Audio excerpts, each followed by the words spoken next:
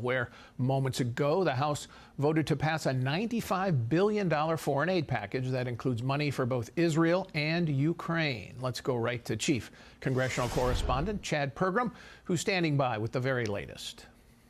Paul, good afternoon. I'm just going to run through kind of what the House of Representatives has done in the past hour and a half here. There were four main components of this foreign aid package.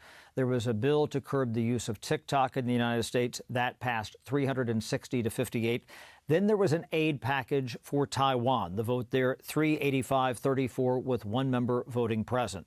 Then the really controversial bill, this was aid to Ukraine. The vote there, 311 to 112, with one member voting present. And what's interesting here is that there were significantly more Democrats who voted for that than Republicans. The Republican breakdown on Ukraine, there were 112 Republican noes and only 101 Republican yeas. And then on to Israel. The vote there, 366 to 58, and there were 37 Democratic noes there. So this now goes to the Senate in a couple of days here. But what we did not have in the House of Representatives today, Paul, was an effort by Marjorie Taylor Greene to kick out the Speaker of the House.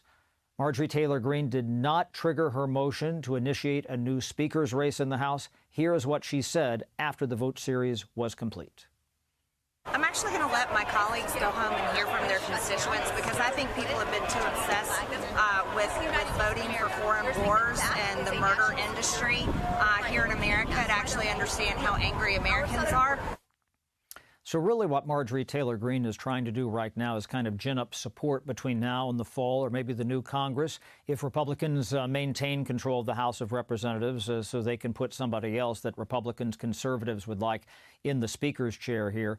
Dan Crenshaw, a Republican from Texas, he just thought that Mike Johnson is now in a stronger position based on moving this foreign aid package, which, again, some Republicans did not like, but there were a number of Republicans who said we need to get this aid to Israel, and some were steadfast in their arguments for Ukraine. Here is the Speaker of the House, Mike Johnson.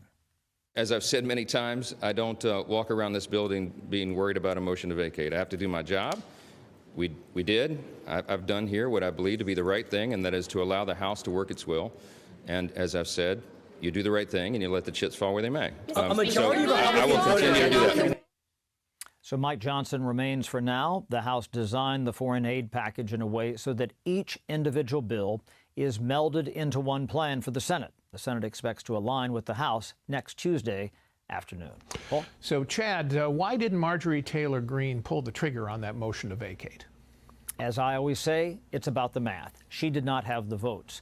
Democrats would have been willing to come in and try to help him. That was not the case last fall with former House Speaker Kevin McCarthy. Democrats kind of with a wink and a nod had indicated that they would be willing to help Mike Johnson if he did, quote, the right thing. The right thing may have been, in fact, putting this bill to aid Ukraine on the floor. They passed it. They passed it overwhelmingly, albeit more with Democratic votes. And so Mike Johnson stays. Marjorie Taylor Greene, if she went at the Speaker today, she would have lost. All right, Chad, thank you.